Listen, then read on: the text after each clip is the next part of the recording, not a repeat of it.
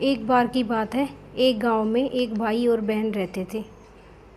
बहन बृहस्पतिवार के व्रत करती थी। बृहस्पति महाराज आते और 4 लड्डू और एक चांदी का कटोरा देकर चले जाते। बहन लड्डू खाती और कटोरा कोठरी में रख देती। एक दिन उसकी भाभी ने कोठरी खोली तो वहाँ पर कटोरों की जगमगाहट हो रही थी। फिर उसने पड़ोसन से कहा, पता नहीं मेरी ननद इतने कटोरे कहाँ से लाती है। पड़ोसन ने कहा, अपने आदमी से कहना। इस पर भाभी बोली, मेरा आदमी मेरी बात नहीं सुनता। फिर पड़ोसन ने कहा, दाल का चमचा भात में और भात का चमचा दाल में दे देना। उसने पड़ोसन की बात मान ली और वैसा ही किया। उसकी इस हरकत पर उसका पति बोला, पागल हो रही हो क्या, यह क्या कर रही हो। तब भाभी बोली, पागल मैं नहीं, पागल तो तुम्हारी बहन हो गई है।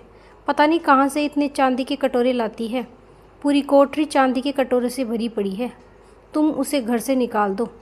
अगले दिन भाई अपनी बहन से बोला, जीजी आज हम मामा के घर चलेंगे। वह जानती थी कि मामा के घर कौन जाएगा। उसने कहा, भैया जहाँ केले का पेड़ हो और एक मंदिर हो मुझे वहाँ उतार देना।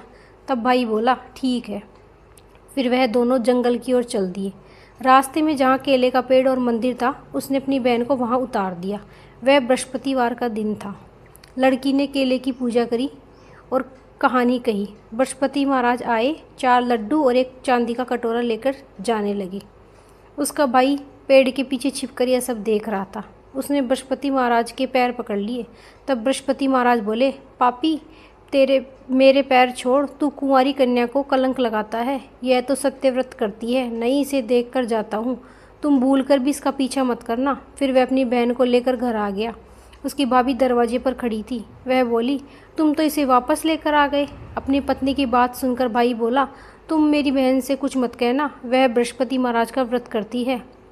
यह चांदी के कटोरे बृहस्पति महाराज उसे देकर जाते हैं। तब भाभी बोली, मैं देखूंगी। इसके बृहस्पति महाराज फिर पूरे गांव में बोली आई कि अपने बच्चों को लेकर आना, मेरी ननद बृहस्पति महाराज के व्रत करती है। सभी को 4-4 लड्डू और चांदी का कटोरा मिलेगा। भाभी के बुलाने पर बृहस्पतिवार के दिन सभी गाँव वाले और बच्चों को लेकर आ गए। अब बहन एक टांग पर खड़ी होकर बोली, हे बृहस्पति महाराज मेरी लाज रखना। उसने 3 बार बृहस्पति महाराज से प्रार्थना की और उसकी प्रार्थना सुनकर बृहस्पति महाराज वहाँ पर आ गए।